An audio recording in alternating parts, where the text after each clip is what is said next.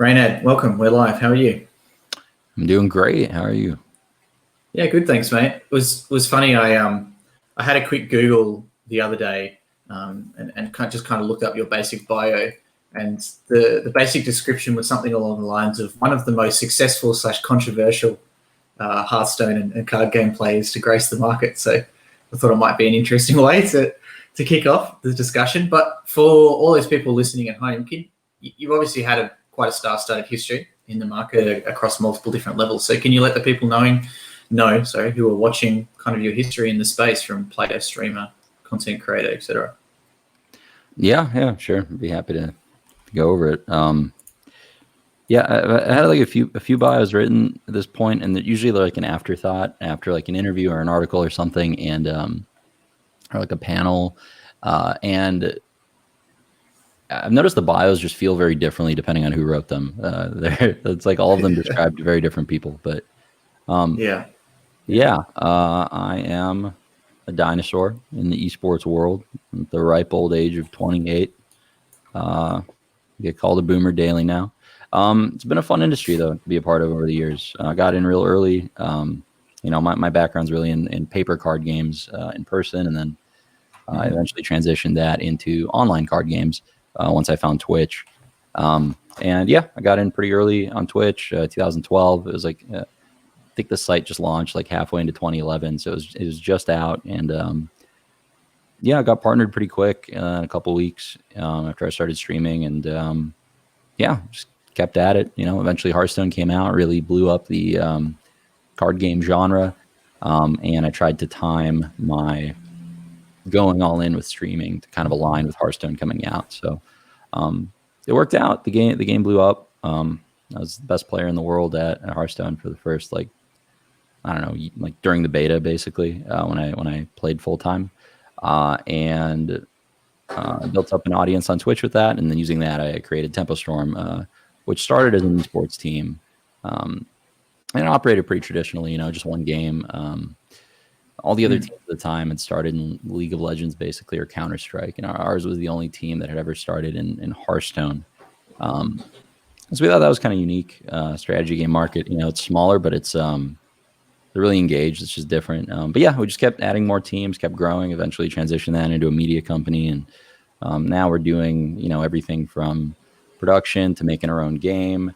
It's really pushing what we can do with like live interactive content. So the company now is just super diversified, but we started out as, basically a soccer club for video games, just like most teams.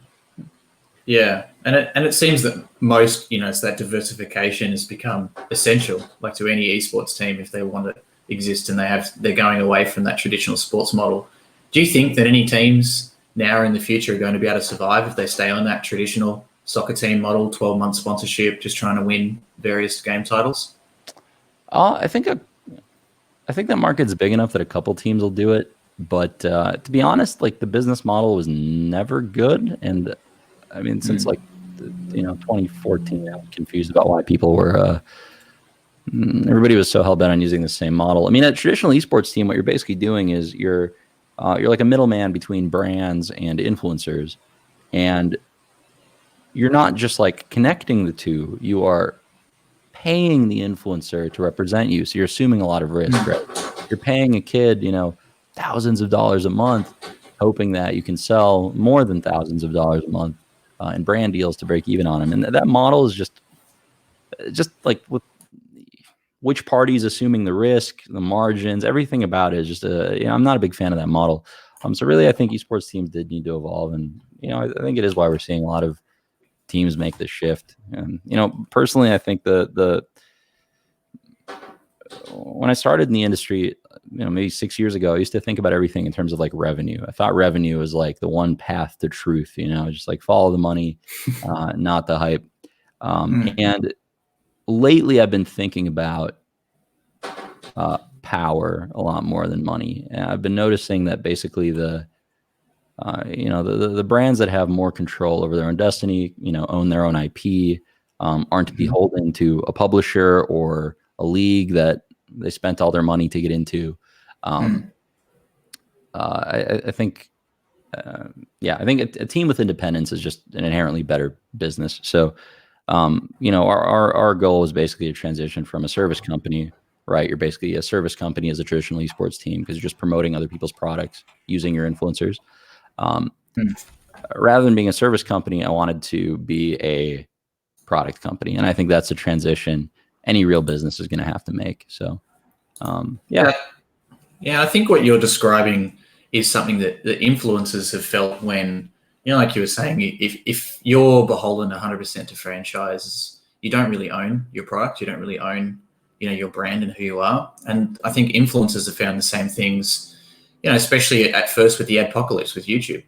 These influencers were relying on YouTube to basically employ them to sell ads on their behalf, and that's where they were getting the majority of their money from. And when that dried up, it didn't happen. Or, other streamers that got banned on Twitch, either for a few days or permanently, realizing that, hey, they don't really own their audience. It's kind of like Twitch is just lending the audience to these people. And, while these platforms have significant power, like I'm sure you get them too, there's new social networks that are launching every single day that want to give you that creator tick. Like when you download Instagram, it tells you to follow Kim Kardashian the second you install it. They want you to be those kind of people. So yes, there is some power, but yeah, talking with some of these influencers as to, do you actually own these fans? Do you have your own company or app that they go onto? Do you have your own email chain that you can market to them? What happens if you get banned off Instagram? And I think the closest we've seen really at the moment is semi-controversial people will have 2 or 3 Instagrams, 2 or 3 Twitter accounts as backups. But if you get nuked on that platform, it's like, what do you own? Yeah, no, exactly. Yeah. So every decision we've been making has kind of been with that in mind. It's like, we want to make sure that everything we're building out right now, everything we're investing resources into, everything that's a core foundation of our company, all of those things are something that we hold the reins to. That's a lot of the thinking that led us to, like being the first team to develop our own game, or start pioneering in the non-gaming categories on live stream platforms, doing a lot of the stuff in the IRL or the music space. So yeah. So like the card gaming market, or as you described, kind of strategy game market, that's something that's really not known to me very well. I'd love to start off your explanation for me with understanding what's the typecast of person that plays these type of game. If you're thinking about Fortnite, you've got a typecast in mind. Yeah. You think about CSGO, you've got a typecast. What kind of people play Hearthstone and other card games? Sure, man. Yeah, I can talk ad nauseum about that stuff for sure. I just out of curiosity though, like why don't you like card games? Have you played many? For me, I have played a few.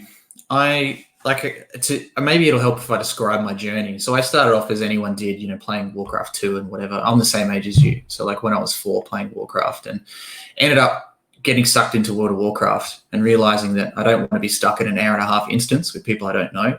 So I switched to FPS titles, which were more engaging, exciting, but also I could leave at any time. But I think for me too, it's the action is different. I don't like setting up decks beforehand, for example. Part of the reason I'm not a big fan of League of Legends is the runes. Like that doesn't excite me as much. And say World of Warcraft, I think the reason I never reached max level, and similar with Diablo, kind of only got casually into it, is because when you have to start going through all of your values, certain status resist on items and looking at 2 items next to each other, which one's better? And often if someone doesn't give me the answer, I just give up straight away. Where I think I prefer the strategy of Counter-Strike, which is, and to say that too, in Counter-Strike, my team, we were complete nerds. We had more strategy in Australia, easily 4x more strategy than anyone else did, but it was different. It was different type of strategy. A lot of it was on the fly as well, rather than that pre-preparation. So yeah, I think that might be part of it. I completely agree with everything you just said. I think, a big part of the reason, one big revelation we had in the last couple of weeks, actually, is that, moving forward, when we talk about the game that we're making, we're going to be calling it a strategy game. We're not going to be calling it a card game. Now, it's a strategy game where you play with and acquire flat 2-dimensional objects that are very card-like, but we're definitely not going to call it a card game. I think there's a bit of a stigma when it comes to the word, or like the phrase card game. I think there's this huge population of FPS players that have just decided they don't like card games because they've played a few and they're all essentially a clone of Magic. where they all have the same progression system, right? The way that you progress your account is you open boosters, you get more cards. They all have the same main game design problem, which is that you need to build your deck before you play the game. You said you don't enjoy that part. I actually agree that a card game is better without separating the deck building and the playing phases. So with our game, we basically scrapped all that stuff. There's no collection of cards that you need to build. And there's also no way to copy strategies online or like build a deck before you play. You just jump in and go. And as you're playing, you make decisions to try to make the best strategy. And that's something that I think just has a lot more universal appeal, and something that still is really going to, really hit home with that core strategy game playing audience. You asked earlier kind of what that audience is like. So I kind of do want to talk a bit about that, because these folks are, there is a demographic, the whole live streaming and an esports scene has started growing. And since it started growing, I've noticed there's now like different strata, I guess is the word. It used to just be one community. It felt like one age group, all had the same hobby. But now, Twitch has been around for a while. There's the young kids watching the stuff they like to watch. There's the older crowd. There's everything in between. All these non-gaming categories are starting to blow up, like IRL and music. So, for us, it's what we see our core fan as, our core player as, is somebody that is financially independent or in college. Our fan base is usually like 18 to 35, anywhere around there. We don't really get like that, 7 to 16 YouTube crowd as much. We don't focus on younger titles like Fortnite as much as we do, like strategy games or games that are just a little bit more. They just have like a more mature player base, basically. We want those like high retention fans, folks that are going to be, not fair weather, folks that are going to be fans of tempo for life. That's really the fan that we're trying to build. So, these folks like Reddit, they like Elon Musk, they like Bernie, they like, this is like the demographic. These are the folks that, maybe they have a board game night, they play D&D with their friends. They have some multiple nerdy hobbies, not just one or two. So that we really think is kind of the, and most of them are male too. That's another, that's something we'd like to change. We'd like to get just more females in the scene, of course, if possible. That's been crazy to see that happening over the last couple of years. It's when I started, I think Twitch was 95% male, the viewers. That's one of the stats, but definitely changed a lot. But yeah, that's our core fan. That's the kind of the type of person that we're building the game for, and we think that if we focus on retention rather than just getting those initial downloads, we're going to have a game that really is something people enjoy playing. 2 years after it comes out, 4 years, 6 years after it comes out.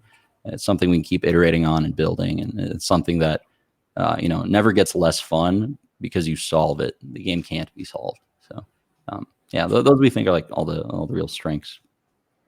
Yeah, I think another way I was thinking while you were talking is maybe I prefer games that are mechanics, not knowledge.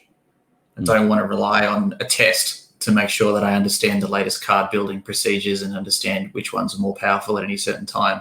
I would rather be the person in Counter-Strike that can do a 1v1 and rely on my intuition in the game, or rely on my aim to beat someone, or my teamwork or skills or something like that. And another interesting card game I played a little bit was Prismata. Are you aware of that game? Yeah, I think I actually played in the first tournament for that game way back in the day. This was like, there you go, 6 years ago. Yeah.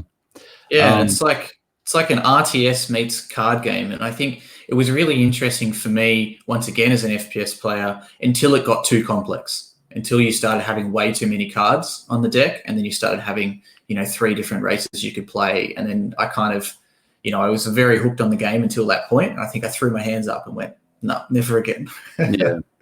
Yeah, it's a lot. It's a lot easier to make a bad card game than it is to make a bad shooter. I mean, the thing about like an FPS or like a multiplayer game is that since you have like multiple humans in one lobby, your game is going to be different every time, just period, because nobody's going to move in a pixel perfect way the same way between games. They're going to, run at a slightly different angle, peak at a different time. a shooter just has all this like inherent entropy that makes every game feel different in a very good way. And in a card game, it's like you have to rigidly define everything. So honestly, it's just really easy to fuck that up and end up with a game that is like too complex or not complex enough, or there's like too little design space or too much design space. It's you can't really have too much design space, but it's really hard to get everything just right because you have to like manually create everything. Whereas in most other genres of games, the fun is kind of the emergent property. Like you design a few things and then the players make the fun in your sandbox, in the levels that you created. And that's Battlefield 2's whole marketing, or Battlefield as a whole. That's their whole marketing tactic, right? We give you a big map, we give you lots of big toys to play with and guns, and go make your memories. Exactly. Yeah. So if you were to, what if I use the same typecast mold then? What if you were typecast your esports team? If you were to typecast 100 Thieves, into one or a couple of words, you'd say content. FaZe, you'd say kind of influences and culture.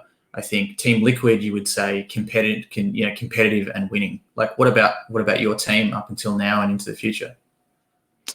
That's a very good question. I just have like an inherent problem with the comparison. Our company never we haven't had that business model since like 2016. Of being an esports team that is, trying to sign players, win tournaments, purely competitive focused, sprinkle some content. That's not really our model. We're a media company. Like what we focus on is this big emergence of interactive media that's coming up. And we think that esports and Twitch growing is just a symptom of people craving interactivity in the media that they consume. So the first, like the early adopters of that wave of entertainment consumers that want their entertainment to be interactive, the first people that did it are the gamers, right? They're tech savvy, they're young, they're always going to be early adopters for everything, cell phones, gadgets, like anything. But I think the rest of the growth in esports, the rest of the growth on Twitch, it's not going to be from gaming fans. It can't be. That market's already fully saturated. What gamer hasn't heard of Twitch at this point?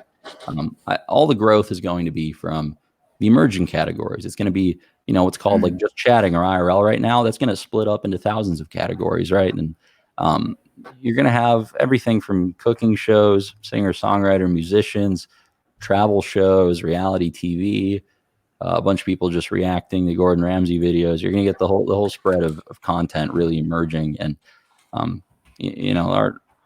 our goal, is not just to like sign the biggest teams and the biggest games and just keep signing more players. Our goal is to be a product company that is creating content as a product, and selling it to the fan base that we cultivated. Yeah. I like that explanation, because I've come to the opinion, in the content I've been doing over the past couple of weeks, that so many of these esports teams are thinking about themselves as corporations, not as startups. And I'm trying to push those kind of questions towards them, because I think often it's the same thing. Let's raise 10 million. Let's try to get the best Counter-Strike, League of Legends, Overwatch team. Let's sell merchandise from day one with their logo on it. Let's try to sign on Razer and Alienware and Toyota. And, let's go win some games. And I think that, like you were saying, the thoughts that you've had from many years ago, I've started thinking about a lot recently, that it seems like a fairly flawed model. And the teams that do have these success, and I think, will be the first $1 billion teams, are these ones like FaZe. And, FaZe is barely even esports at all. They're 1%, 5% esports at most. They got a Counter-Strike team, and I found out the other day they had a Rainbow Six team. And I'm friends with their chief revenue officer. I didn't even know that. But for them, it's about the rappers. It's about the lifestyle, the content. And for me, it's interesting trying to now silo these esports teams and seeing where they're going to. Obviously, you're doing something that I didn't expect to see at all, which is game development. But then you're seeing, 100 Thieves. They use that similar explanation, like you were saying, is we're a media organization. That's what they are first. And, I wouldn't be surprised if we saw more teams that go the agency route. And that's something that I've been trying to push teams a lot in the past, even Australia, who has struggled. You really can. I don't think you can be a representative of a player that's also playing for you. I think at least not necessarily a player, but services and brands. So I think part of what I was talking to these teams about is stop trying to sell merchandise. No one wants to buy your logo because you don't have any fans. But, I was getting 4, 5, 6 years ago, I was getting Thermaltake to pay me $500 to go to talk to a school and implement their products in there. I was doing that for Gigabyte. I was doing that for Gigabyte and Intel. I did a university tour doing the same thing around Australia. I was doing online promo for AMD, teaching people how to build computers with AMD products and talking to these teams and saying, instead of doing a 12-month sponsorship, why don't you just become like a PR agency and you just use your weight as part of that? And it grows your revenue, and it can grow some other things. But for you guys, like, why? It seems that you've got a lot of knowledge about game development and stuff. Do you have a history in there at all? Like why game development? Yeah, actually, I mean, I do have a bit of a history. I started programming pretty young, and I was making my first games at 13, and just kind of, it's always been a passion of mine. And eventually, just right around the time I was about 15, really 14, I found Magic the Gathering, which was like the first card game I played. I got very good very fast, like very fast. And I just grinded so hard for the first 2 or 3 years that I basically transitioned from wanting to do the game design side of the industry into just being a player. And at the time, I mean, as you well know, there was no money in the industry. So to everyone in the world, it just sounded ridiculous to play games for a living. But, there have been some folks in the past like Fatality and, the Call of Duty guys on YouTube that I saw have success doing it, the League of Legends guys. I knew it could happen. I just didn't know if it could work with a card game. So, eventually we, actually, I'm so sorry. I completely just blanked. That's right. Just more so talking. Yeah, more so just talking about your interest in why a card game, or just why game development as a whole. Because as all these teams are looking for alternate sources of revenue, I would say that I never predicted someone to launch a game, but it kind of makes sense. Yeah, I'd love to tell you why. I mean, look, like the passion side of it is that, I do love game design. I've always been doing it. Thought I would do it since I was a kid. The practical, honest reason is actually the business reasons that made me commit to starting the project and developing a game. Basically, we, I said we operate more as a media company rather than an esports team, and that is a functional difference. It's not just like semantics. Basically, a bigger and bigger part of our revenue became promoting the games of other publishers. And we actually started, to this day, we have contracts where we do all the North American marketing for some games. So publishers would partner with us directly, right? We did a campaign with Blizzard, did a campaign with, just several high profile Asian companies. I don't want to like, So basically, like, we noticed this was becoming a bigger and bigger revenue stream. We were doing more and more of these campaigns, and we were converting really well. Like, usually when esports teams promote products, it's mostly a play for clout and optics, and it's more about perception and less about conversions. But the game downloads are actually converting really well. So we actually were doing very ROI positive campaigns. We were wondering, why is this? Well, it turns out, like, we just have a huge stream network and a really big website of strategy game fans. And when we promoted strategy games to them, it turns out this is how people decide what game they want to play these days, right? They're not going to read a IGN review that somebody paid for. They're just going to watch somebody play it live. And we have all those people. So we basically realized we have the distribution and just looked into owning the product. And, we promoted a huge range of games, some phenomenal games, some completely terrible. And we basically took our most conservative projections, most conservative estimates, like, oh man, what if we made a game, it came out and it bombed? What happens? And it turns out even that scenario was like quite profitable for us, mostly because card games are just pretty inexpensive to make compared to other genres. So yeah, we just decided to pull the trigger on it. Partnered with some like-minded investors that have been great to work with and really see the opportunity the same way we do. And now we're just building it.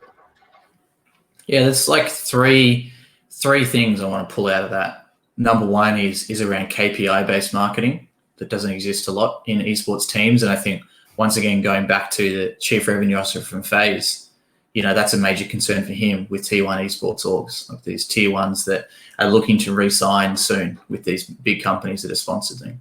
And, here's a basic example is you sponsor an NFL team. They can say, yes, Toyota will provide you with an 8% uplift in sales. Here's our proof of that. Often, I've got some tier one esports teams that have requested for me to help them to sell sponsorship. And their sponsorship proposal really just talks about how many Twitter followers they have, how much money they've won, and that they'll do 2 pieces of content for you per month without telling you what that content is, where it goes out to, who pays for it to be produced, anything like that whatsoever. Yeah. So I think that's one. And that's something that I'm trying to work a lot with influencers on at the moment. And I'm doing with a wagering company I'm working with, where we're still paying the influencer a minimum guarantee, but it's definitely lower than their normal asking price. But we're doing a KPI-based sales campaign where at minimum, their numbers that they should reach for us to re-sign will achieve them about 60% on top of what they're already being paid. So we're still going to pay them fairly well, and the commissions are very healthy because it's a betting company. They've got big CPA. But the onus is really on the influencer, and we'll sign some minimum deliverables with them, but communicate to them and say, hey, look, here's where you could be reaching, and we're going to help you as much as possible to get there to make those extra sales. But the onus is really on you. And I think one of my employees said it really well in the fact that in the past, especially on Instagram, influencers have been like billboards where they're like, give me $3,000, I'll post about your product on an Instagram post, and whatever happens, happens. And that's basically it. And you can make a best guess as to, okay, this person's, I'll sponsor Reynad because I know that his audience is nerdy and I'm making a product that's towards nerdy people and he's got 50,000 followers. So let's just see what happens. But it's now switching where the brands are definitely requesting this. And there's a company in Australia who I'm quite close with who's a retailer, and they spend $1 million Australian a month on Google ads. And they're finding it very hard to justify spending $5,000 on an influencer campaign because they say to me, look, I know I spend $1 million and I get back, I don't know how much, you could say $1.3 million. So that makes sense to them. So they'll just keep putting that in forever until that disappears. But they can't say that, yes, Chris, I'll give you, $1 million and you're definitely going to drive me back 1.5, even 1.1 in influencer marketing. It's definitely hard like that. And there's a couple of really important things you touched on there I kind of want to address. Like, first of all, what you're describing is basically refining your process and getting better at execution. And this is like just the thing that, like, for whatever reason, nobody is trying this in esports. Nobody is trying to build a real company. Nobody tracks KPIs. Nobody's doing shit. I mean, like we're I like to think we do a good job of this. It's been our focus for 2 years, is like just really grinding down internal processes and operations. And that's always going to be our focus. But yeah, a lot of folks are coming in with this idea of, hey, esports has a lot of hype. It's a very attractive word to investors. It's a good way to get your foot in the door for meetings. Let's take a top-down approach, come in the space, raise a shitload of money, and try to own everything. The reality is it's just not going to be that kind of space. Like, by definition, it has to be fragmented, first of all. Nobody can just come in and own the space. It's not going to be like a tech sector where there's one winner, right? Like the MLB isn't going to work with just the Yankees. You need the other teams. So I think the space will always be diversified. It just has to be. I also think, people need to start thinking about the things that are actually important.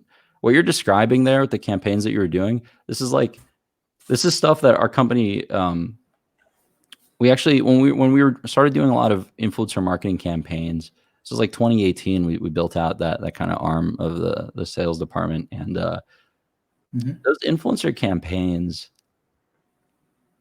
they're like, how do I put it? Anything that's like a people business that's that granular and complicated where, you're going to need influencer managers to hound all these teenagers halfway across the world to make sure they do their deliverables on time so the client's happy.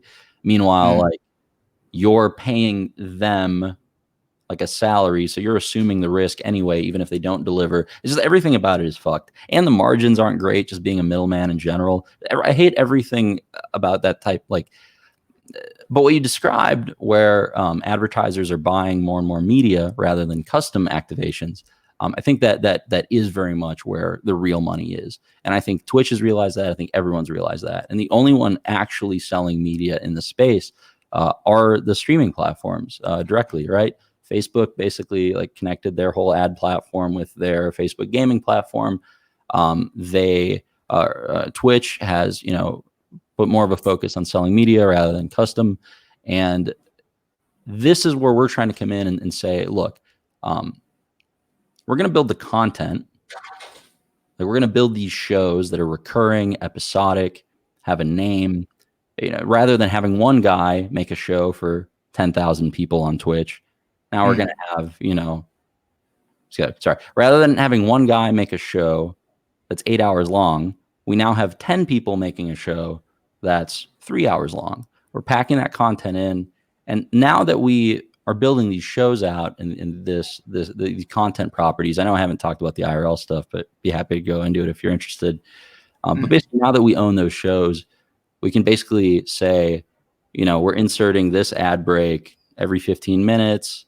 Basically, just we get to define the ad inventory and then sell that. And then, rather than trying to sell brands on this vision of some kid promoting their product, now we're selling them on just media buys, which is something they're already familiar with. There's just more money in it. It's way more scalable.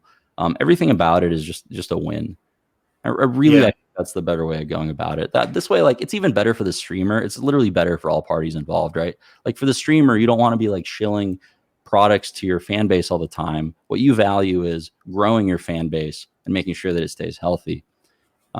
So when the streamer works with us on these shows, for example, they get phenomenal content for their channel. They get paid for it. They get all the sub revenue, all the donation revenue, all the extra viewership, all the YouTube traffic. They get everything to build their brand by partnering with us on shows.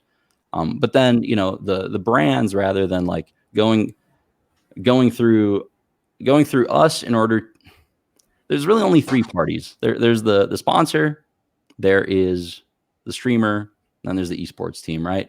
And really, I think the first company to find the business model that benefits all three is really going to be the one that succeeds. And I personally think we found that model. And I think, just the first couple months of our shows have proven that.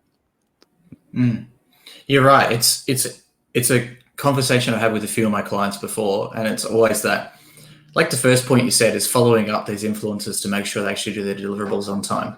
It can be very hard. And, sometimes that's why companies will come to us, because we've got a personal relationship with a lot of them, and that makes it a bit easier with either the influencer directly and or the manager. So we can talk them through, and we can help them to understand the benefit of, doing a proper, like having a proper relationship with us and doing extra deliverables for free to make more commission, this kind of stuff. But there was another point, and I just kind of semi-lost it. That's it. Spending money to help the influencer promote what they're already doing. So that's one thing you said. So, by joining your campaign, the influencer is still getting their subs, they're still getting their ad revenue, but they're also using this cool content that they can redistribute, repurpose, but also to grow their channel. I think that's been something that I've been trying to educate a lot of influencers on as well with some of the companies I work with, which is how can you use this 5K, 10K, 15K budget I have? How can you use this to grow your channel, not just promote something? And a very basic example is when I was doing my promotions for AMD, I was basically teaching people how to build a PC over 4 weeks. On the 5th week, I'd give it to a PC modder, he'd jazz it up, then we'd give it away at the end. But as part of that campaign, I was able to use the modders' Facebook pages, which were much bigger than mine, because this was the day when, Facebook was king. And I was also charging a stellar $300 marketing budget to AMD at that time, which not only guaranteed that the campaign was a success, because $300 could get you 100,000 views in those days, but also it grew my page. So I got revenue, my Facebook page gathered more likes, and then I could upsell the next sponsor to keep doing more. And I think that's a great way of thinking about it. We did a campaign with Unicorn with the Fortnite guy where we gave him something like 8 to 10K to run a tournament to give away to his fans, because he does that all the time. He does public public tryouts for his esports team, and the whole Fortnite section at the moment is going through this rampant thing of giving away money for retweets and crazy things like that too.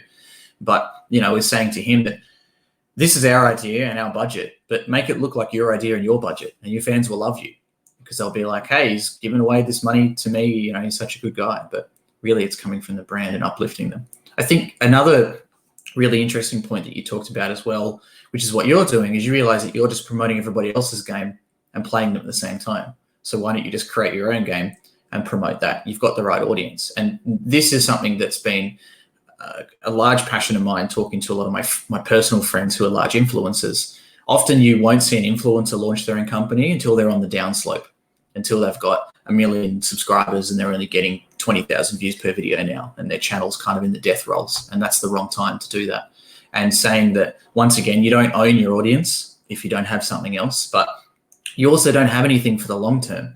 You know, I got a direct example of a guy I know. He's got 2 channels, one 500, one 300K subscribers, CSGO creator. He made a ton of money during the whole skin gambling saga, but he just fell out of love with the game. He didn't want to make content anymore. He didn't want to stream, but the only way he ever knew how to make money was through that. And he had no equity in any of these companies. He got paid 50K to do a video here, 40K to do a video there. But maybe if he just requested half a point in equity in some of these companies as he was going along and said, look, pay me 5K instead of 50, and I'll take 0.25% in equity in your company for this promo, and I'll be exclusive to you, and I'll put you in every video for the next 3 months, the next 6 months, the next 12, something like that.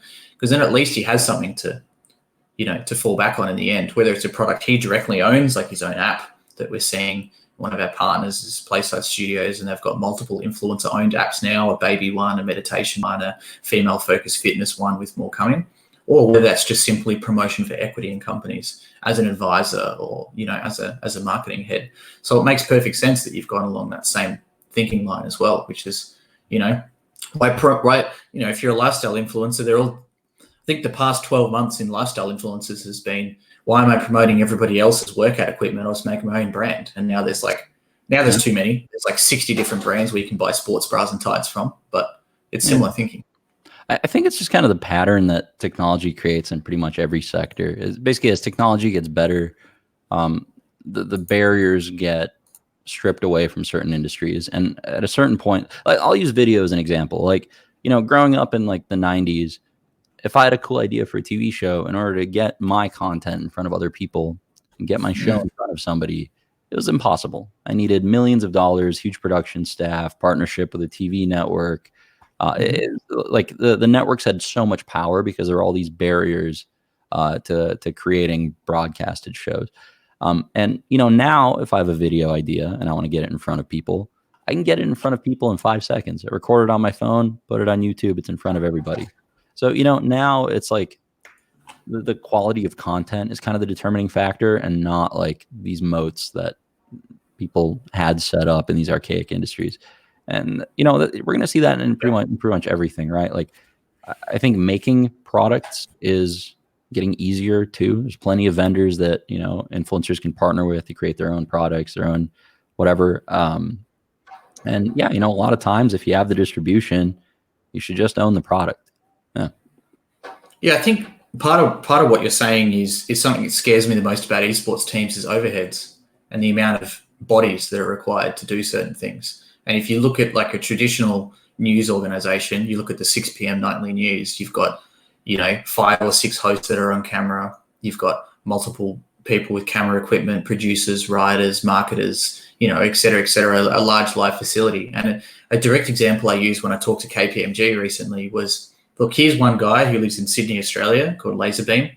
He gets 135 to 175 million video views per month. He has one part-time manager, and I'm fairly sure, you know, most of these guys have an editor. They pay $50 a video. He lives in Cambodia, and that's his overheads. And he's getting as many or more views than the whole of, say, Channel 7 in Australia, which I think is our biggest channel. And, you know, these news organizations, the same too.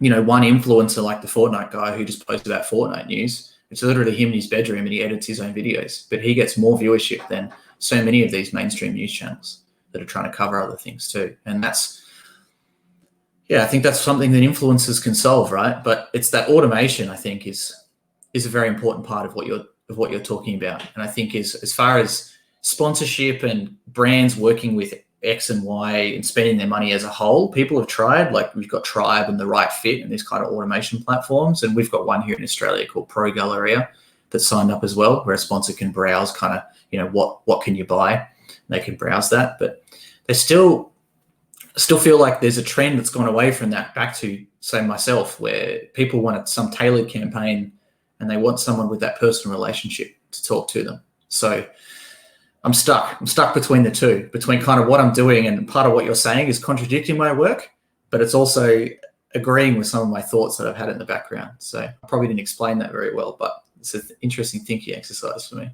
It's all good, man. There's a lot of moving parts to the space, I think, yeah. Well, look, I think at the end of the day, the industry just has so much opportunity right now, and it's growing so quickly. It's just people are kind of misrepresenting where the growth is happening, right? Really, the big movement that started all of this is Twitch getting acquired by Amazon.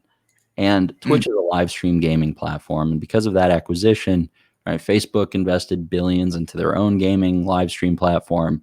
And YouTube invested billions into their own gaming live stream platform. And everybody was paying millions to steal each other's influencers and stuff. And I think all of these companies are just doing it in a fundamentally stupid way.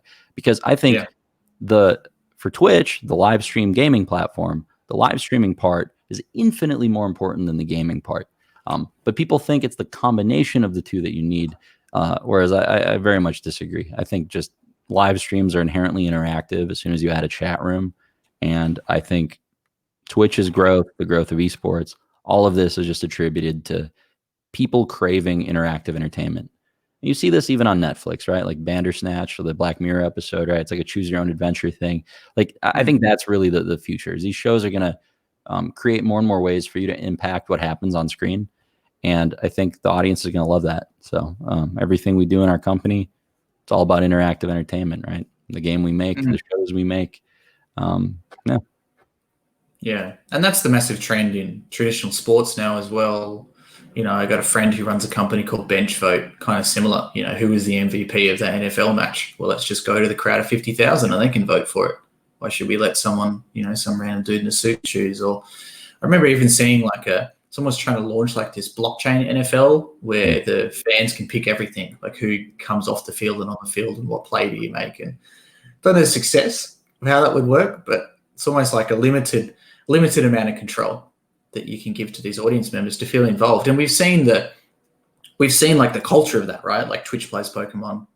We've seen, donations for streamers to do certain actions.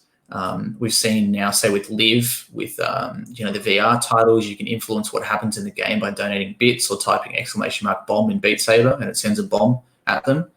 So definitely, yeah, people are starting to get more involved. And I think that that's a trend that'll increase. And, Live, AJ, and for anyone who's listening, I think we published the podcast with him recently and the VOD's up online, etc. Really eccentric guy, but very cerebral. And, he says the same stuff. I think he's saying that what we're seeing right now is Twitch is the Stone Age and it's come so far from Justin TV.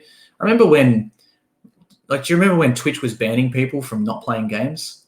There was a StarCraft 2 host that cleaned her room. She got banned off Twitch. And now it's the fastest growing, largest category, right, as a whole. So, there's so much more development to be had and to be done. Oh, absolutely. What about other games for you guys? So why, obviously you're not in franchise leagues. That's a whole discussion in itself. And we've already kind of touched on that, I guess. But what goes through your mind when you're picking a new game to jump into? Do you do like a profit and loss per title? How do you weigh up, fighting games versus Rainbow Six Siege, FIFA, PUBG? And I'm just rattling off what's on your website, basically. Yeah.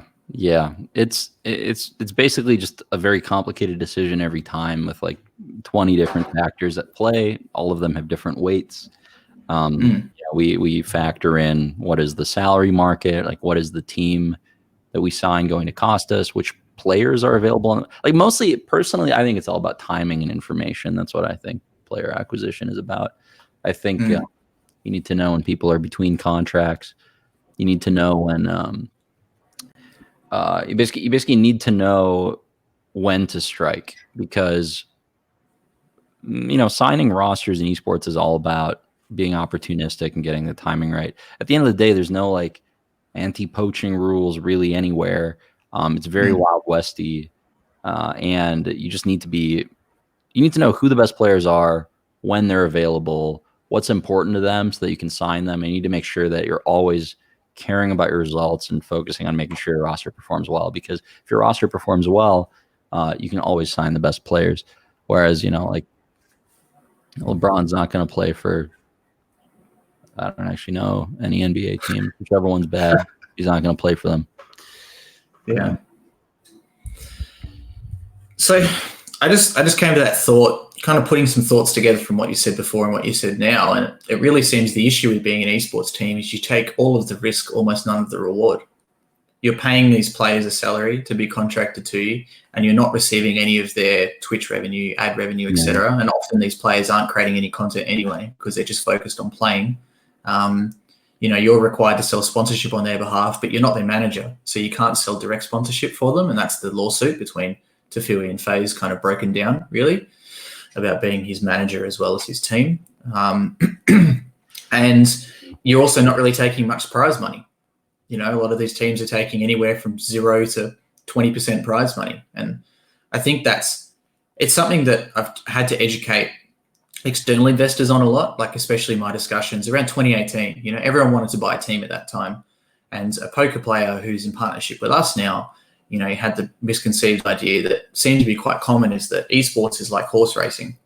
So he explained it as, in horse racing, you own the horse and you employ the jockey and you keep like 99% of the winnings. So your goal really is to win $1 million cup, give the jockey a 5K bonus, a 10K bonus, and those numbers might be blown out, who knows? But essentially it's that, where in esports it's the opposite. And by winning the $35 million Dota 2 International, $15 million first place, you're not raking in 14 for your team and giving out the rest of your players. You're giving the majority of that to the players. Like all the irrationality in the space is actually really easy to explain. Like basically, esports just checks a lot of boxes for like just venture capitalists. It's a young new industry. It's exciting. The PR around it is all positive, very hyped up.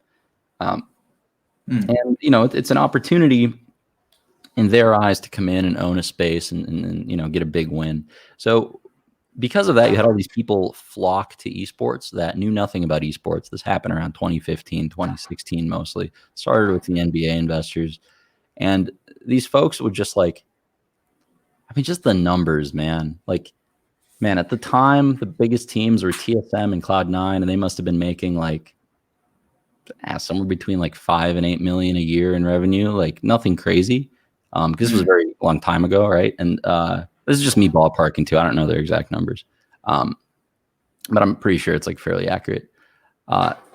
These VC-backed teams would come in and raise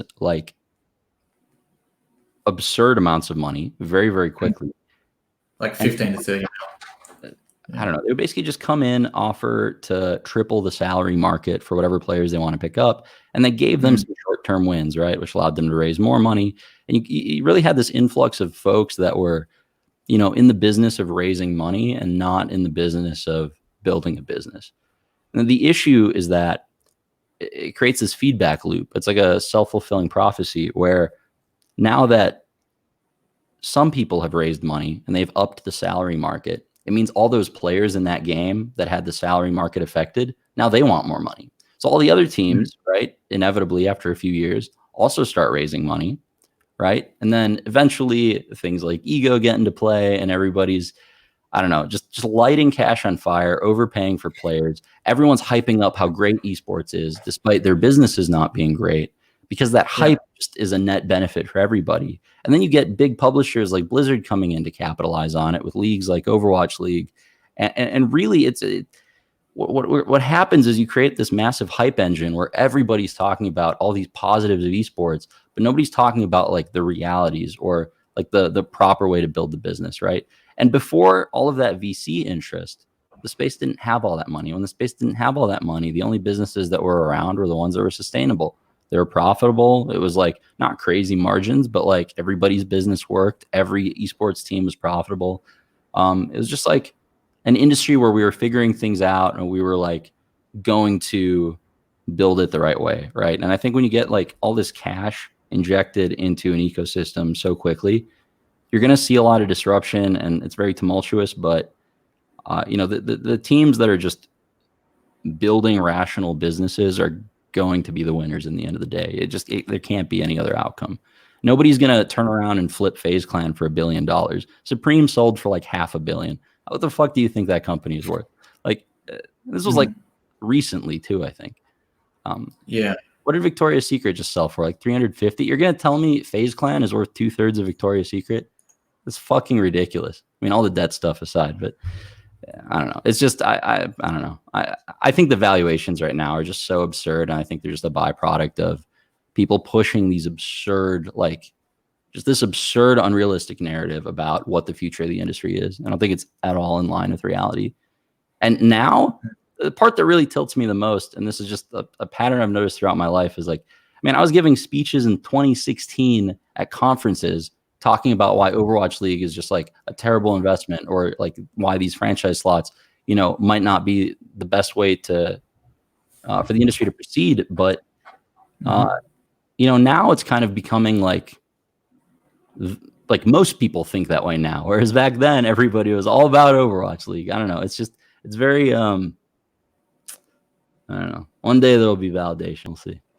I don't know. I think it's that classic startup case of overfunding, right? Like you see this in so many emerging industries, and you know, a lot of my knowledge, and for anyone listening, most of my initial knowledge from anything to do with capital and startups was from a couple of podcasts like Startup by Gimlet Media and The Pitch by Gimlet Media. And it was a common thing they went over a lot, which was, you know, companies just raising too much money. They start buying Lamborghinis, they start paying wages, you know, to the founder that's like 500K, you know, they start hiring employees they can't afford. And, you know, it's kind of like creating that false economy. And I witnessed that firsthand here in Australia. We had one team who kicked it all off here in Australia. They started paying their players $600 to $900 a week under the guise of, we want to support our players the best and we want to look after them. But that didn't happen because the company died, because they couldn't afford to pay any staff and they ran out of money. They couldn't get any sponsors. And that started the wave since then, you know. And I was in a round table with marketing people from NVIDIA and Intel and some traditional sports people and a lot of the esports team CEOs and also the investors / owners of these teams. And one of them spoke up, and it was a really good conversation. He's a very, very honest, very Aussie bloke. And he just said, guys, why the fuck are we all spending so much money on CSGO salaries just to have the best team? None of our teams in Australia at that time were even top 15, top 20 in the world. So can we all please just agree to stop spending $900 a week on players that all have 400 Twitter followers each?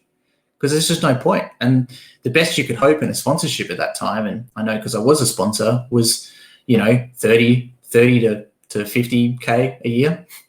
And even at that stage, it was questionable. Even at that stage, I had to defend to keep my team sponsored because they would help me physically, because I was the only employee in Australia. So at least I had that merit where they could come and help me set up and pack up at events, which you probably could have just paid a high school student $10 an hour to do, or 20, something like that. Our minimum wage is a bit higher than the US, but it definitely makes sense. And it's concerning when you see the news reports from $3 million League of Legends contracts, and you see 300K salaries for a lot of these players. And one of the streams I did last week with Jeremy, who's a playing manager for a lot of CSGO pros and FIFA pros like Scream and Nothing, and, you know, a lot of these legends in the industry, saying that, yeah, the players are the ones that are winning right now. And I think it's no better time to be a big content creator. Sorry, your mic is muted, by the way. There's no better time to be a big content creator, and there's no better time to be a top player than right now, I think, in the history of esports, because for better or for worse, you're just getting money thrown at you. Oh, sorry about that. This camera decided to die on me randomly. I hope you can hear me still. There we go. Yeah, I can. All right, hopefully it doesn't die again. I've never used a DSLR before for webcam. We'll see if it works. But yeah, no, I completely agree with you. Like, the players are always the winners, right? Because at the end of the day, when you have several VC-backed companies competing for the same resource, which, like, the only thing overlapping all of these teams is they all need to sign influencers. So, the cost of influencers is going to skyrocket, right? And I mean, some of the prices I'm hearing now are just like, I don't know. There's still plenty of money to be made, because at the end of the day, it's a lot like data. It's like there's an indefinite ocean, endless ocean of influencers. And it's just about like finding the ones that are the right fit for your goals and your company. I definitely don't think there's like a finite pool or anything.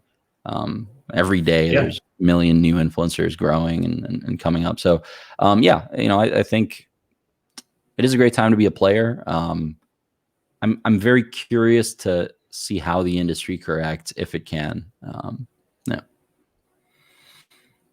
So you said, like you mentioned a couple of numbers. Can you put, like, there's one demographic of people that listen to this podcast who are outside of the industry that look at it for information. So if you were to boil down like some specific numbers in the industry that you're seeing, player salaries, franchise values, sponsorship values, etc. What are some numbers that stand out to you for better or for worse? Oh man, that's a very broad question. There's a lot of relevant numbers. They're all and broad on purpose. I want to see where you take it, basically. Yeah, they're all like useful for different reasons. I don't know, man. You got to be more specific than that. I can't. It's tough to just like spit out random numbers because in my head I don't have them ranked like in order of interestingness. If that makes sense. So I'm tough. It's tough for me to like pull one that's like. Is there a specific game title, say non-franchised or even franchised, that you wanted to get into where the numbers just didn't line up? And can you give any specific examples all the time? Yeah. I mean, the numbers don't line up in most games. Counter-Strike is like right on the line. I love that game so much. I think it's such a good esport. It's just a real proper sport. And we'd love to get involved in that game, but the prices are like, they're not. I'm sorry about this camera issue. I have no idea why this is happening. These. There was a team. What team was it that recently came out that said they're losing $1 million to $2 million a year on CS:GO? Any team in the top 10? Any team in the top 10 would be losing at least that much per year. So for you guys, if you flip that question around the opposite way, then like why the current games that you're in specifically? I'd love to hear from you fighting games, and then after that separately Rainbow Six Siege. Like why are you in those two games? Yeah, for sure. Makes sense for you because they're two that I've been on a mission to learn a lot more about. Yeah, they're so to start with fighting games. Mostly we're a Smash focused team, but we have dabbled in Street Fighter here and there, and Brawlhalla as well. Honestly, I just think the fighting game community is really engaged. I think that if you were to somehow quantify the amount of buzz or clout or community engagement that different games and esports have, fighting games are shockingly high up on the list. I'd say that collectively all fighting games are absolutely a top 10 esport, maybe top 5 even. It's just that the VC market never latched onto them because the fighting games never did an NFL style league. And that was really the narrative that investors were buying into for those, crazy valuations. They really felt like they were buying real estate. So because fighting games never had that, the salary market never became absurd. It's more or less similar to what it was, a couple of years ago. It has been going up like, a lot year over year. I would say maybe like 50. I mean, it's different for every player, honestly. Some players are, anyway, I won't get into all the weeds of it, but basically we're in Smash because you get all that great exposure that expensive games give you, but it's just super cost effective because the salary market is very reasonable. But I think more and more people are kind of wising up to that. So, we've had our Smash players for years and years and years at this point. It's been a while since we've looked at that salary market, to be honest, because once you get kind of like diminishing returns how do I put this? Certain esports are played 1 versus 1 instead of team based, and the esports that are played 1 versus 1, you get like diminishing returns on how many players you sign as an org. Because like if you're a Counter-Strike organization, there's no reason to have a second or a third or a fourth Counter-Strike team in most cases. It's kind of the same thing for fighting games. So yeah, we just haven't really looked around that market too much lately. But Rainbow Six is just a phenomenal esport right now. The community is so engaged. The Reddit's super active. They have a phenomenal revenue share program. They're building their league in a responsible way rather than just trying to milk, uninformed investors for hundreds of millions. I really like their plans for the league. It's all just like stable, responsible esports building. The community's great. The pro players are great. They make content. I don't know. It's kind of on the come up, and we kind of see it as mini Counter-Strike that is going to, continue to grow. Yeah. Another argument I've seen for Smash or the FGC is that if you sign 4 players, you have 4 chances at winning the tournament, rather than if you're in CS, you've got 5 players, a coach and a manager. So you're paying 7 salaries for 1 chance to win a tournament. Yeah, that's true. I mean, we've seen some teams take that to the extreme end of the spectrum, right? Like Echo Fox signed like 40 Street Fighter pros or something at one point. Yeah. I mean, some teams can take that route. I think the esports titles that are played 1 versus 1 are a little bit our specialty, because all these other teams that come from League of Legends or Counter-Strike, they're used to these 5-player games where they're building a team and a roster. Whereas we come from Hearthstone, so we're very familiar with signing a lot of individual pros, and kind of being selective with the ones that are going to get us the results we want. And I think the diminishing returns concept you're talking about makes perfect sense in regards to sponsorship as well. Looking at the market, it's important for any brand to be diversified across multiple things. And I think one of the main problems we saw in the past was SteelSeries, sponsoring everything in Counter-Strike 1.6. And when you sponsor I think out of the top 10 teams in the world, they sponsored 5 at one stage or something like that. At the same time, they had EG, Na'Vi, Tyloo in China, Team Immunity in Australia, SK and Fnatic, both in Sweden. I mean, that's 6. That's 6 alone. At that stage, Immunity probably wasn't a top 10 team, but you get the idea. And I think that was part of. I think that was part of their downfall, where they were really like the number 1 mouse, number two mouse kind of in the world as far as esports and gaming goes. Under Razer, when Logitech decided to take a hiatus for 10 years and then come back and really kick over the market. But no, it definitely makes sense to me. And I think along those same lines of what you were thinking about, kind of just feeding the VCs what they think they want. That's a really interesting thing for me around Haddo, which is this augmented reality game, which is basically like dodgeball, but augmented reality. So you're throwing Hadoukens at each other, this kind of stuff. And to me, it seems to fit that narrative of what you're saying, is that this is what the TV executives think that esports is and think that they want. And can you use something like this for the betterment? Can you use the hype of esports initially, have that correction, but now everybody's so engaged and educated on it, we come out at the other end so much better than we ever could have if we just stuck with Counter-Strike, which, like you said, yes, amazing competitive title, and that was the game that I played most seriously, but lots of troubles in the current market because I'm sure that CBS doesn't want to sign terrorists versus counter-terrorists with AK-47s and bombs.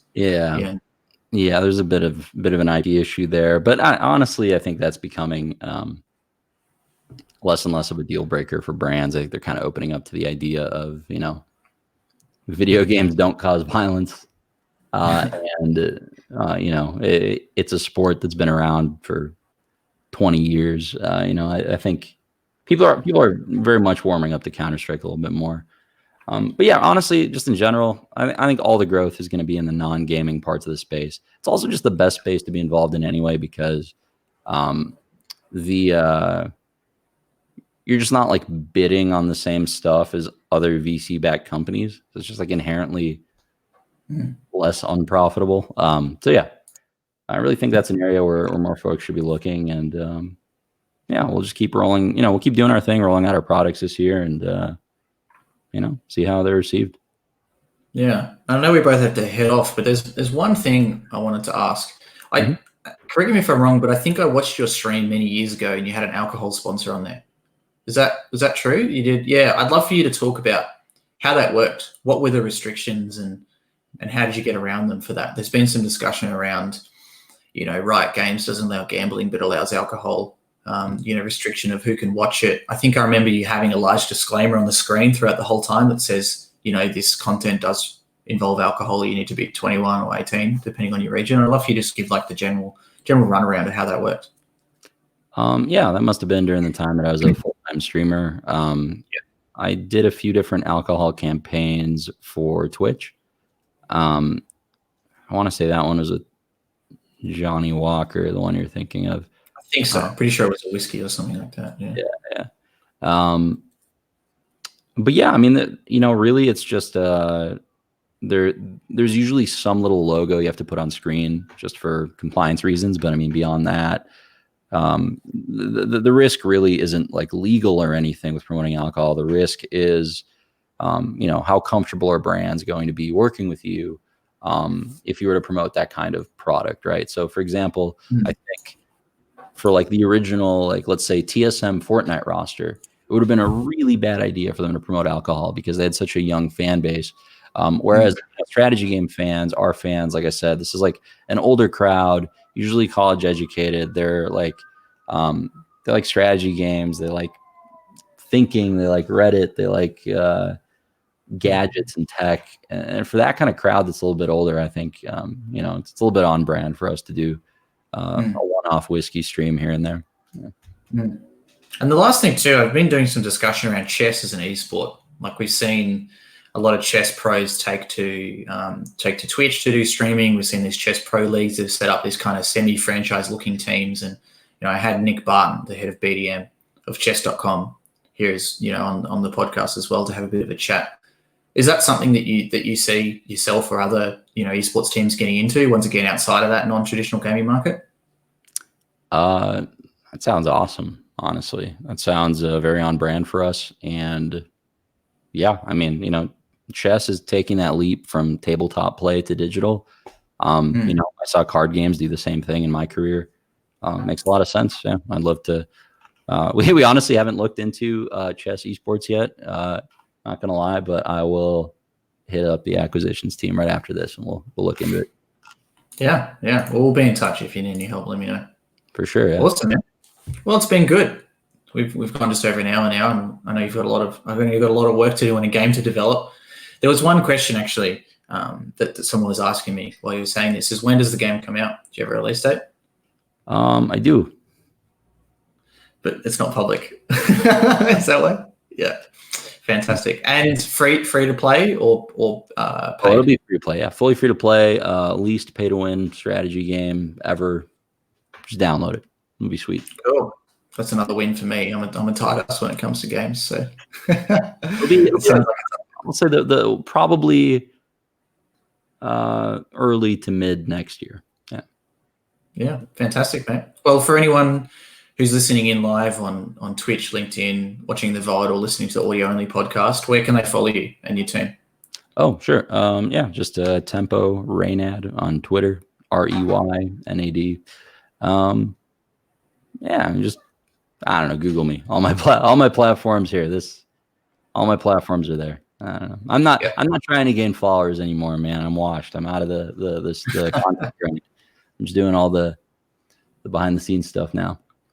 Yeah, fantastic, mate. Well, thanks for coming on. It's been good.